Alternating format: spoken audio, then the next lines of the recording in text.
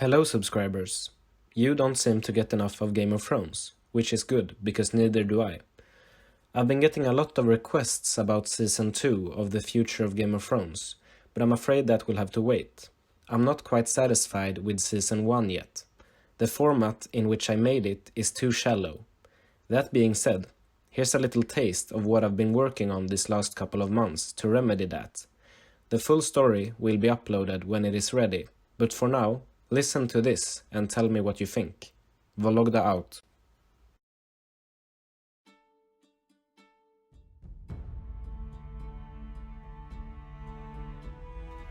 The year is 306 after Aegon's conquest. The Dragon Queen, Daenerys Targaryen, is dead. Bran the Broken has been elected King of the Andals, Rhoynar and Dothraki, Lord of the Six Kingdoms and Protector of the Realm, after the historic First Great Council of 305. He is the first king in Westerosi history to abandon his family name, thus setting the continent and the feudal society, which has lasted since the Dawn Age, on a new path in history. Tyrion Lannister is named Lord of Casterly Rock and Warden of the West, but continues to serve as Hand of the King in the capital, while Queen Sansa, the She-Wolf, rules the independent Kingdom of the North. With the aid of Jon Targaryen, she starts to rebuild the Night's Watch. The empty Last Hearth is also given to the Night's Watch, while Carhold is granted to House Mason. Many ancient northern houses has perished since the War of the Five Kings, and now begins a wave of newly made noble houses under her supervision. Houses such as Morlan, Stoneedge, Giantsbane, Trotter, and a dozen more.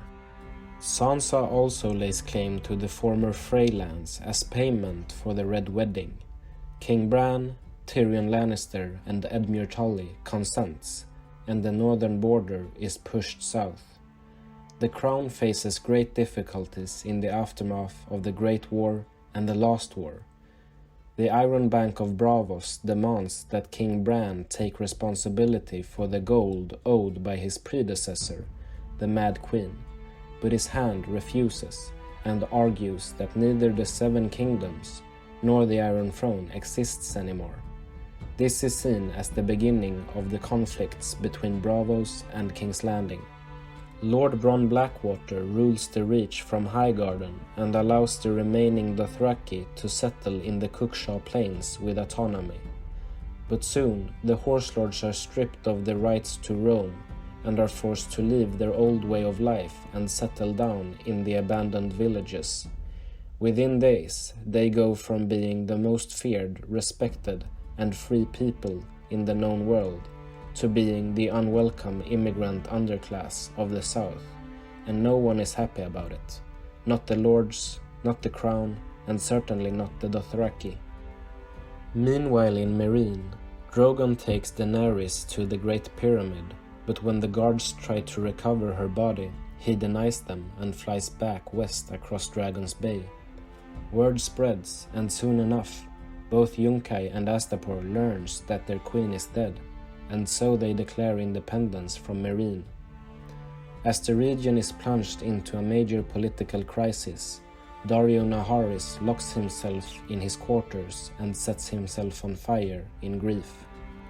The House of Lauric, the only house rich enough to pay for the continued loyalty of the Second Sons, emerge as the new ruling dynasty of Meereen, and immediately claims both Yunkai and Astapor. When they both refuse, the Second Sons march out of Meereen and lay siege to the Yellow City for a week. They are forced to retreat when the Astapori army appears in the south to aid Yunkai and threaten to encircle the siege. Meanwhile, the people of Meereen has overthrown House Lauric and closed its gates to the returning mercenaries. This marks the end of the history of the Second Sons, who slowly melts away in the desert. Soon enough, all remaining noble houses in the city are overthrown and eliminated, and a small group of red priests take control of the city, preaching power to the people and using the memory of the Dragon Queen to legitimize their authority.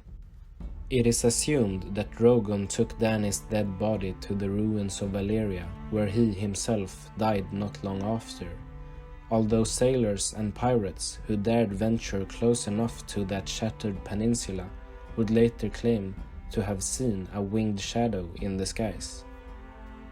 Beyond the melting wall in Westeros, Hardhome is once more settled by the Free Folk in the absence of the White Walkers.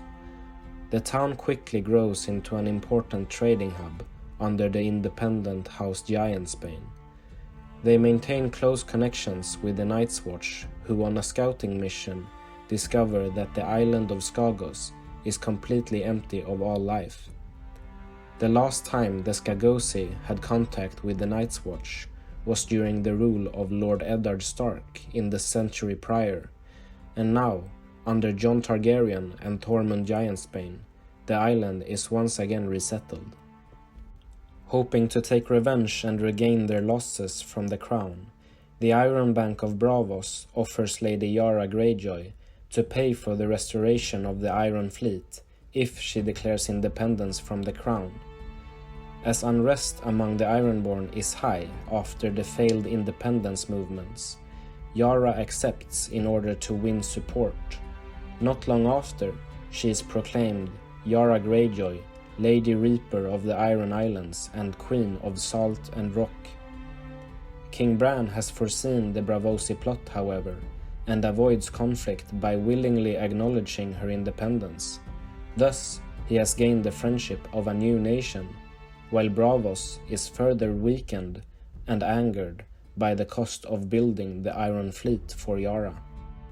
In the year 307 after Aegon's conquest, the Six Kingdoms changes its name to the Westerosi Union, but the Lords of the South are deeply displeased with the loss of first the North, then the Twins, and now the Iron Islands too, and so the name Bran the Broken starts to be used as a mockery against the crippled king.